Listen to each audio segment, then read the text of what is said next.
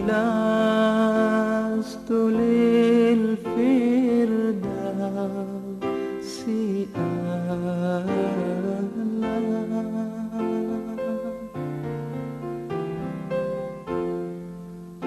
ولا أقوى على Bismillahirrahmanirrahim. Assalamualaikum warahmatullahi wabarakatuh. Alhamdulillahirrabbilalamin. Kita masih diberi kesempatan untuk menikmati hari ke-10 Ramadan, insya Allah dengan penuh nikmat iman dan sehat. Amin ya rabbal alamin. Salawat serta salam tidak lupa kita curahkan kepada Habibana wa Nabiyana Muhammad Sallallahu Alaihi Wasallam beserta keluarga, sahabat, dan pengikutnya hingga akhir zaman kelak. Insya Allah kita semua termasuk di dalamnya. Amin ya rabbal alamin. Tidak terasa, Ramadan berlalu begitu cepat. Sudahkah kita memanfaatkan momentum Ramadan yang penuh berkah dan ampunan ini untuk senantiasa bersyukur, beribadah, dan beristighfar kepada Allah Subhanahu wa Ta'ala? Jangan sampai kita menjadi manusia yang merugi. Manusia yang merugi adalah manusia yang terbiasa melakukan maksiat dan dosa, manusia yang tidak merasa berdosa ketika meninggalkan sholat, manusia yang masih lalai terhadap sholatnya, dan manusia yang masih senantiasa banyak menyimpan penyakit hati di dalam hatinya. Na'udzubillah min dzalik. Anak-anakku, dengan berpuasa seharusnya semakin bertambah ketakwaan kita terhadap Allah Subhanahu wa Ta'ala. Nah, nilai ibadah kita akan sempurna jika kita mampu mengendalikan hawa nafsu kita dengan baik. Anak-anak, tahukah kalian ada 2 tipikal manusia? Tipikal yang pertama adalah manusia yang mampu menguasai hawa nafsunya. Hati nuraninya mendominasi hawa nafsunya, sehingga dia selalu berbuat ketaatan kepada Allah Subhanahu wa Ta'ala. Dia selalu senantiasa beribadah dan menjauhi larangan Allah Subhanahu wa Ta'ala. Nah, tipikal manusia yang kedua adalah manusia yang tidak mampu menguasai hawa nafsunya. Dia selalu terjerumus kepada perbuatan maksiat, kesia-siaan, dan dosa. Na'udzubillah min dzalik. Semoga kita termasuk ke dalam manusia tipikal pertama. Amin ya rabbal alamin.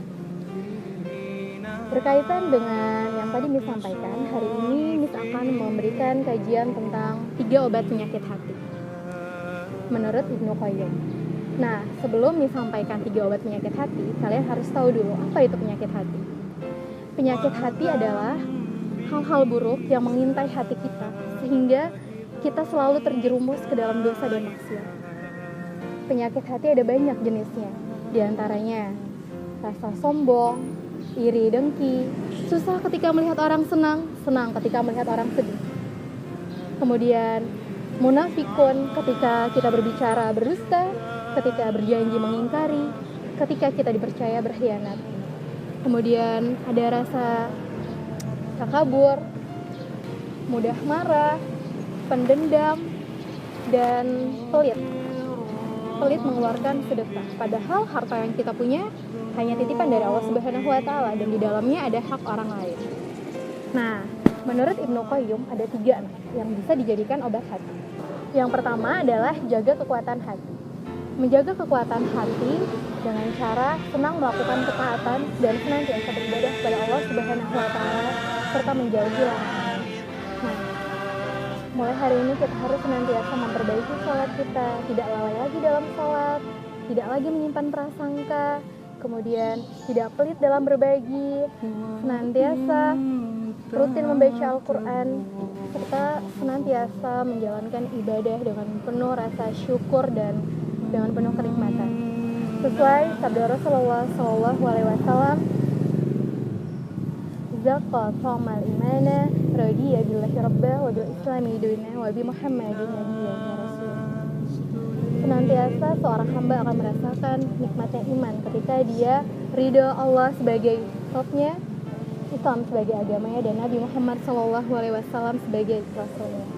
Jadi semoga kita semua senantiasa dalam menjalankan ketaatan dengan penuh keimanan dan keikhlasan. Amin ya rabbal alamin. Nah, obat hati yang kedua anak-anak yaitu menghindari pantangan yang memperparah penyakit hati kita. Apa saja yang memperparah penyakit hati kita? Tentu adalah hal-hal yang bersumber dari dosa dan maksiat, seperti meninggalkan sholat dengan sengaja, lalai terhadap sholat, berkata kasar terhadap orang tua, pelit dalam berbagi, tidak pernah menghidupkan sunnah-sunnah Rasul, dan selalu merasa lebih baik dari yang lain. Nah, itu contoh-contoh hal-hal yang memperparah penyakit hati kita. Sesuai sabda Rasulullah SAW, ketika seorang hamba melakukan kemaksiatan kepada Allah Subhanahu wa Ta'ala, maka akan diberikan titik hitam di dalam hatinya. Namun ketika dia bertaubat dan memohon ampunan kepada Allah Subhanahu wa Ta'ala, akan dihapuskan titik hitam tersebut. Namun ketika dia kembali berbuat kemaksiatan, maka akan dipenuhi kembali titik hitam di dalam hatinya. Nauzubillah min dzalik. Hadis riwayat Tirmidzi. Nah, yang terakhir anak-anak, obat hati yang terakhir adalah kita harus senantiasa membersihkan hati kita dari hal-hal yang membuat hati kita semakin sakit. Apa saja itu? Yaitu dengan senantiasa beristighfar, memohon ampunan kepada Allah Subhanahu wa Ta'ala dengan taubatan nasuha. Taubatan nasuha artinya kita senantiasa introspeksi diri. Ketika kita melakukan kesalahan, kita memohon ampun kepada Allah Subhanahu wa Ta'ala, dan kita berusaha semaksimal mungkin untuk tidak mengulangi lagi kesalahan yang sama. Baik anak-anakku, kita simpulkan bersama, obat penyakit hati menurut Ibnu Qayyim ada 3. Yang pertama, kita harus senantiasa menjaga ketaatan kita kepada Allah Subhanahu wa Ta'ala. Yang kedua, kita harus senantiasa meninggalkan semua larangan Allah. Kita hindari kemaksiatan dan dosa. Dan yang terakhir, kita harus senantiasa membersihkan dosa-dosa kita, membersihkan hati kita dengan senantiasa beristighfar, memohon ampunan kepada Allah Subhanahu wa Ta'ala dengan taubatan nasuha. Baiklah, cukup sekian yang dapat disampaikan. Semoga bermanfaat. Semoga kita senantiasa menjadi manusia menjadi lebih baik.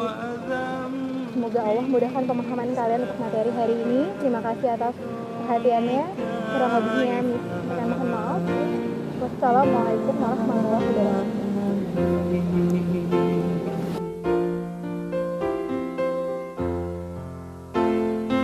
إلهي عبدك